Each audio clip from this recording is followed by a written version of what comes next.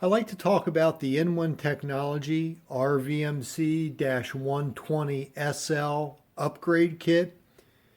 This upgrade solution is appropriate for AP Studio SL snack machines. So let's take a look at some of the components in the kit. First of all, you'll notice this large metal plate, and this is going to be the new mounting plate for the control board. This is the orientation that it gets installed into the machine. These two little guide slots here will fit in and slide down and sort of lock into place. And then you would use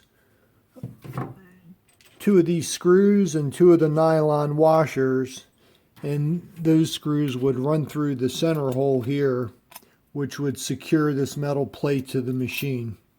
It's pretty straightforward. So there's two nylon washers and two large 1 1/4 inch screws that would go through both these PEM stud locations and securely mount this plate to the machine.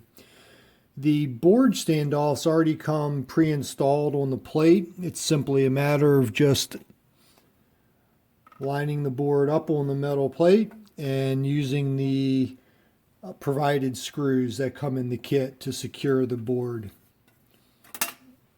So let's set this down. We do include a new organic LED display assembly. It's very high quality. This fits right in the existing knockout where the factory display mounted to. There's some hardware here. I already ran through most of this. There's some metal ferrules. You're going to have to screw that into the machine, and it sort of stands off on the back of this. We include a keypad transition cable. This is an adapter cable to support the factory keypad with the new N1 board. And then we include a GoldenEye factory iVen sensor adapter harness, which is this cable here, the 111710-70. And then there's a service mode decal. And then we include a DEX 27, a DEX port for your card reader if you like to use DEX.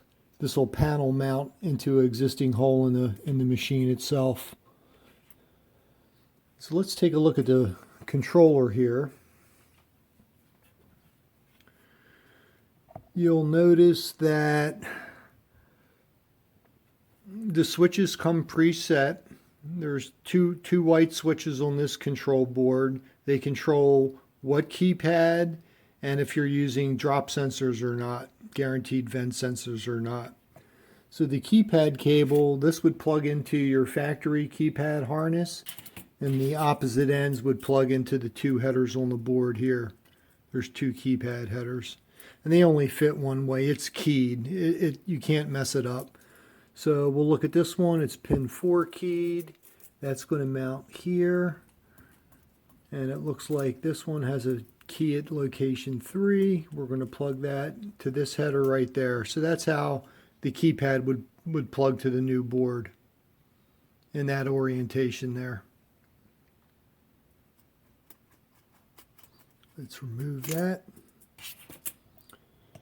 The guaranteed vent sensor adapter that we include in the kit, I'll show you how that plugs into the board.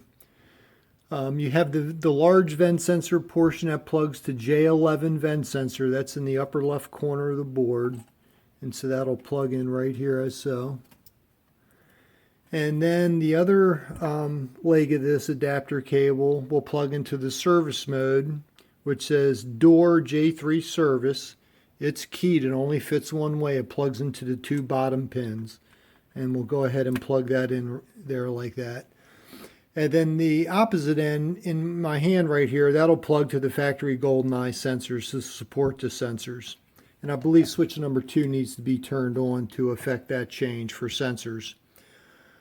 And then you would need to go into the options menu, find motor stop, and set that for either drop or both. If you set it for both, it just leaves a message on the display to please make another choice. If you set it for drop mode, the selection will turn at half speed until a product drops between the optical sensor path, and at that point it completes the sale. All N1 kits have a 1-year warranty. If there's any problem with any of the components, the board, the display, just give us a call. We'll issue a return authorization number and we'll send you out a replacement part at no charge. Thanks for watching. Have a great day.